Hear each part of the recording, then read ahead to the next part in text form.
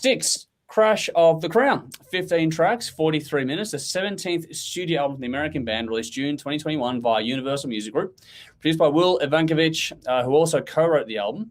2 singles have been released so far in the title track and Reveries, a classic band we've not spent a lot of time on here at the show. So this one was actually pretty popular in the lounge. So join our Facebook group, the THRS Lounge, to get involved in the weekly polling we do about, sort of what are the albums people want to check out. And this one was pretty popular. So we figured about time we give this band a go. So Dave, how did you go? My only knowledge of this band has been from that 70s show. There was an episode where all the kids were talking about going to see Black Sabbath, but Eric wanted to go and see Styx. So he camped out for tickets so he could be first in line. He was actually the only one in line. So I have never heard a single song from this band, so I can't compare this to anything that they've done before.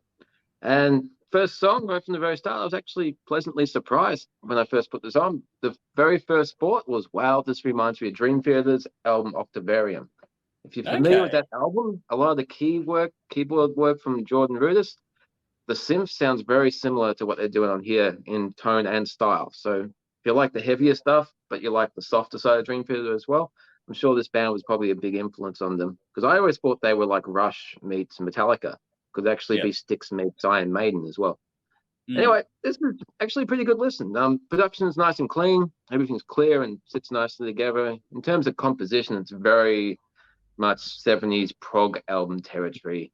But the production gives them the modern feel. So it's kind of updating what music that you're familiar with. Got that too. Yeah. It's filled with catchy choruses, hooky melodies, and good upbeat vibes. It's a happy album, which is weird. The sample of Churchill's speech in the song Save Us From Ourselves, it's odd hearing that because I'm expecting to hear Aces High.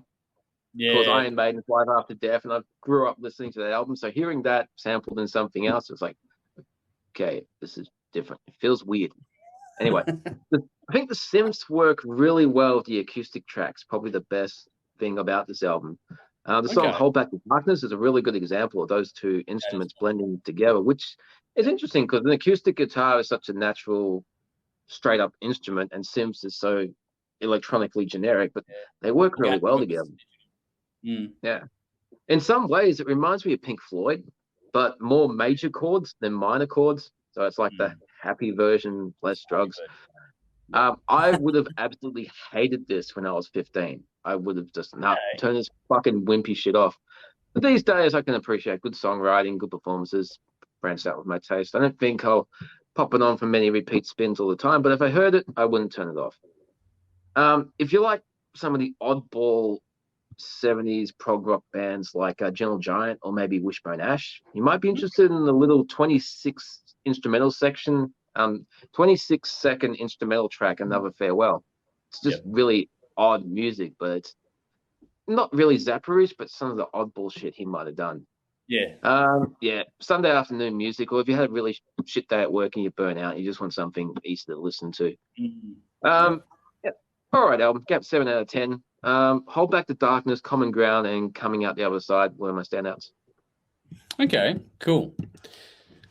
This is about as old school classic rock as we're likely to get on the show. Straight out of the 70s musically, but sonically brought right up to today. It's got your harmonized vocals, like right from the start. The vocal harmonies are right there. Kind of reminds me of Kansas a little bit. Really bright tones. Synth all over the top. Acoustic guitar used to fill things out nicely alongside electric. The electric guitar is really not used that heavily. It's much more of a color or texture instrument on this one.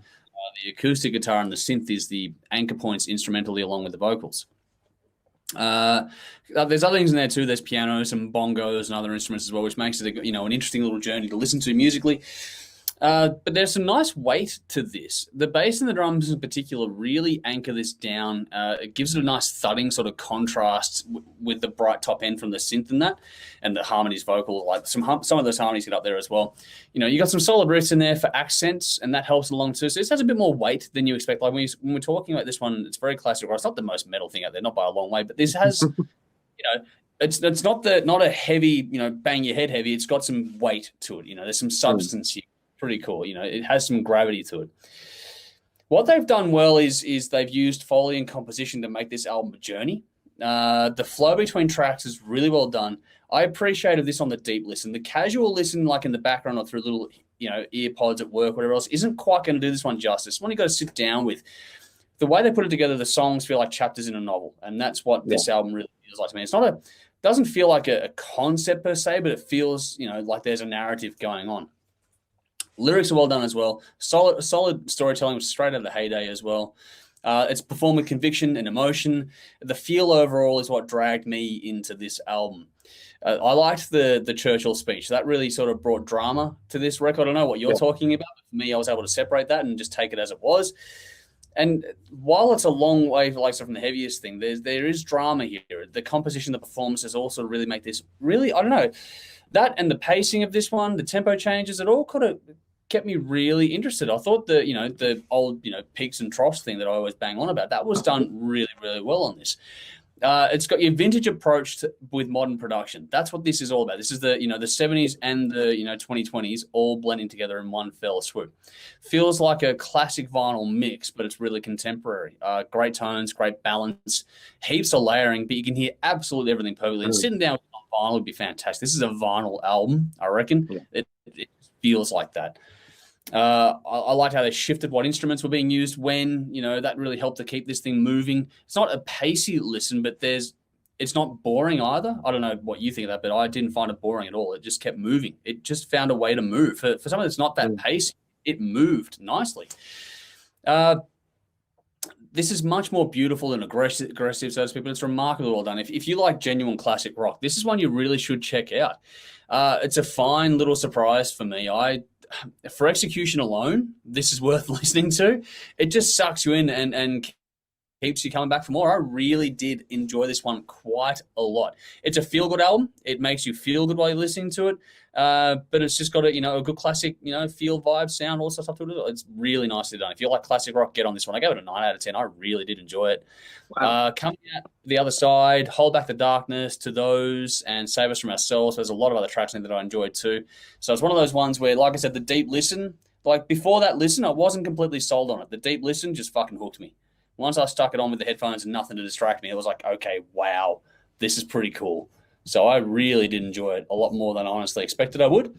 But, yeah, there we go.